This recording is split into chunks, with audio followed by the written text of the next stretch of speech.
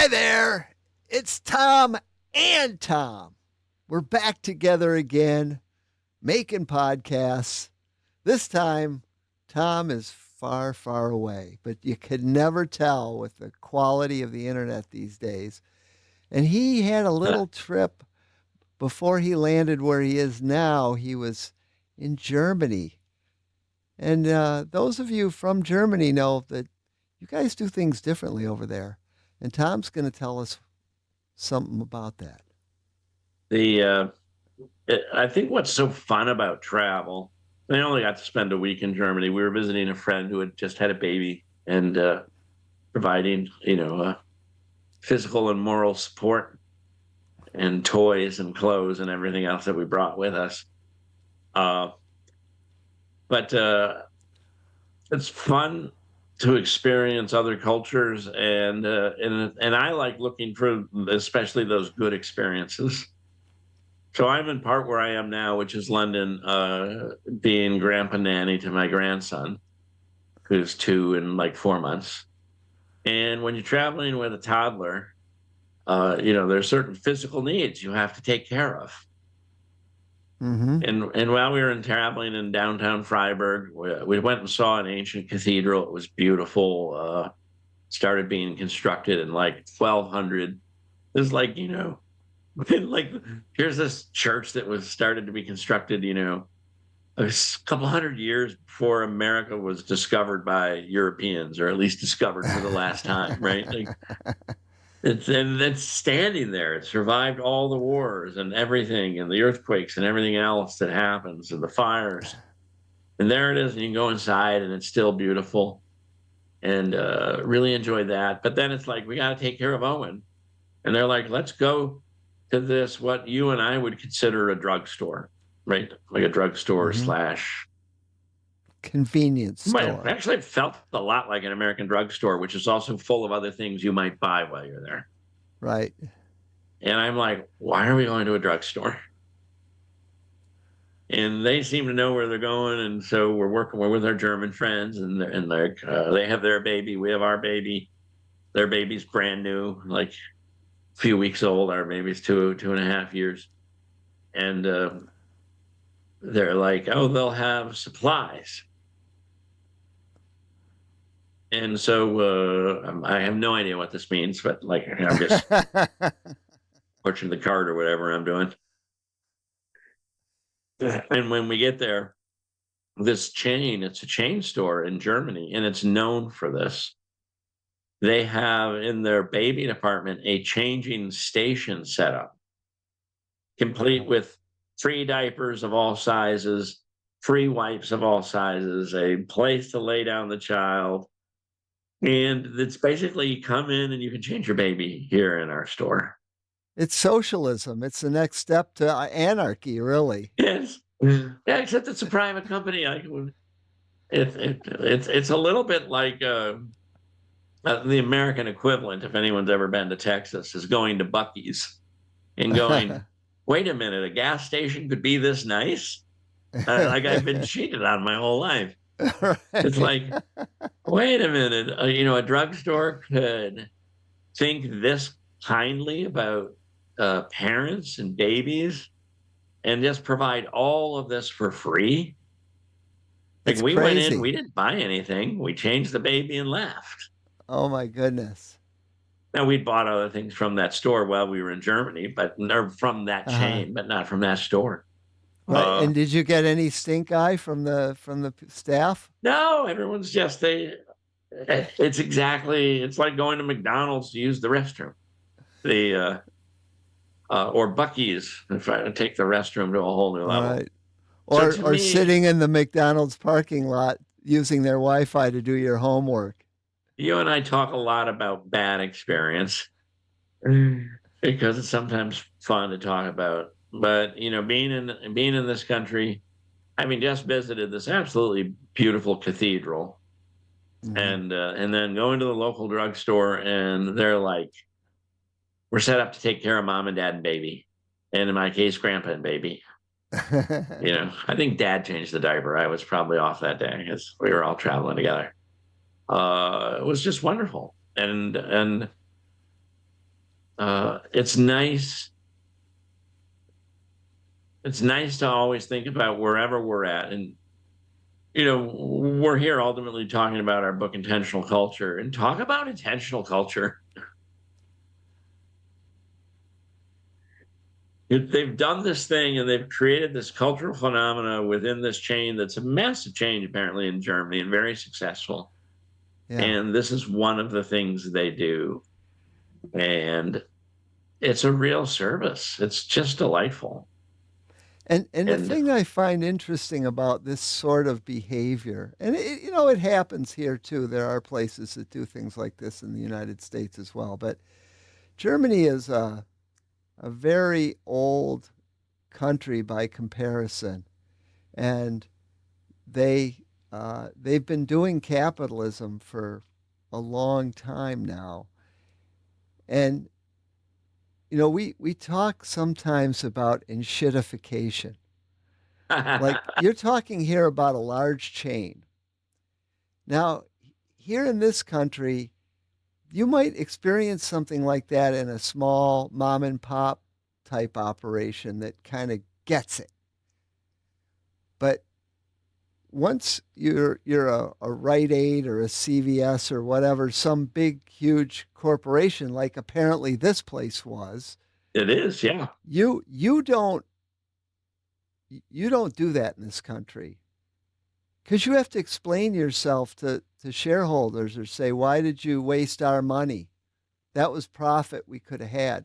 Not understanding that doing stuff like that builds loyalty amongst customers. It makes them care less about saving a few bucks when they come to your store to buy things. Yeah. It's a cultural thing that is seems so obvious, And and it yet creates positive emotional energy. And there's probably no better way to do that than around someone's grandchild, baby, right? It's just creating right, positive emotional energy around the most powerful thing. right, exactly. Talk about hitting people where they live. I mean, you can't really Like, find a better hot button than yeah. helping out a And by the way, baby. while you're there, you're surrounded by all their baby products because they put it in the baby section. Right. And whether you bought anything or not, like you guys didn't buy anything, but that experience doesn't just disappear when you leave the store. It's Yeah. part of their identity now. Right. And we're talking about it here, right? Like it, Right. these stories last. Yeah. And when we were talking before this started up, you were saying what stories you have from Germany, and you specifically mentioned shopping, and I'm like, oh, there's like several of those stories along the way, and but that was a good one and a first one, and just a really positive one. Given I'm out here doing these trips to be with babies, uh, it's just what a wonderful cultural thing that they're doing, and I do understand in the United States that Buc-ee's is expanding to a bunch more states, and it's going to be in Yeah. Ohio, but I didn't see Michigan listed No. as a next target. But some of you will get to see just how amazing you can make a restroom experience when Buc-ee's expands to your state. That'll be the American example. Big companies, especially big retailers in this country, they're totally focused, as near as I can tell, on price and selection. Like having the right products at the lowest prices. That's that's the thing that they all compete on, the same playing field. And Yeah. I remember a time when I was at Meyer. I do my grocery shopping at Meyer, which is a Michigan based uh, big box store that it's kind of like a Walmart. And and they have a customer loyalty program. And customer loyalty programs are designed to give a little kickback to the people that are loyal, right? So that's nice. Well, I bought a very expensive bottle of, I think, balsamic vinegar or something, and my wife said, I don't want that one. And, uh, and so I had to take it back.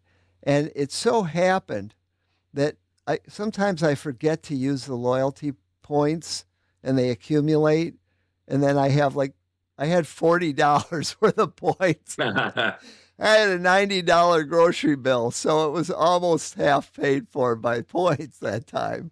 So when I went to take back the product, they said, "Okay, here's your credit," and I'm like, "Well, that's just over half of what I paid for it." And they said, "Yeah, well, because you used points to pay for the rest of it." And I said, "Okay, well, then you're going to put the points back, right?" "Oh, no, we don't put the Oh, points back." I'm like, "It's a loyalty program. Why would you use it to piss people off? Like, why would you? It was like when DirecTV lost me as a customer because they screwed up giving me a free movie. yeah. You screwed up giving me a free movie and you pissed me off so bad I'm quitting." Like, Your culture matters. How you behave matters.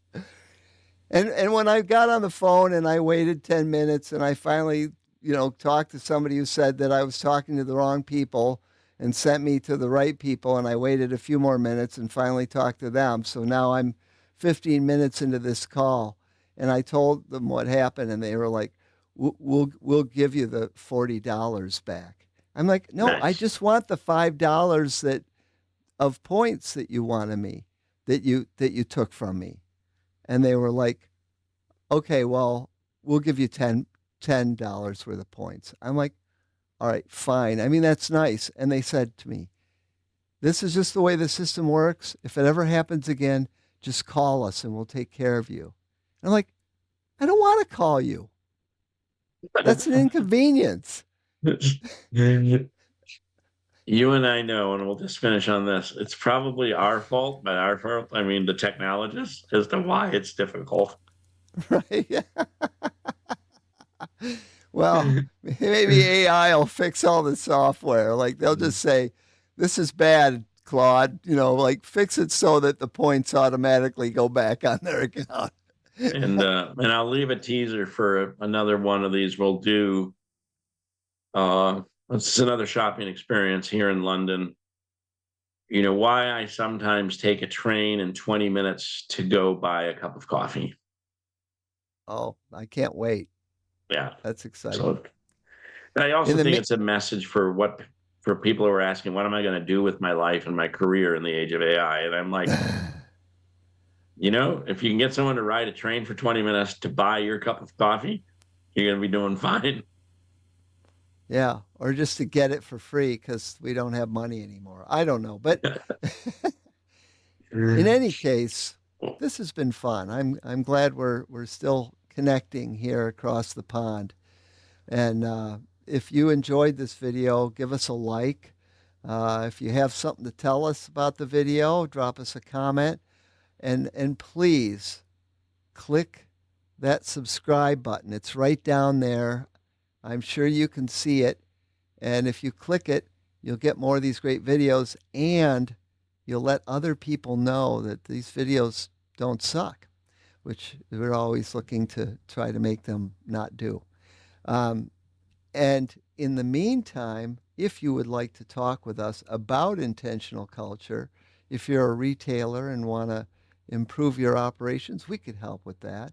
Just reach out to us at beintentional.biz and we'd be happy to get back with you. Until next time, this is Tom. And Tom, Talk to you soon. bye.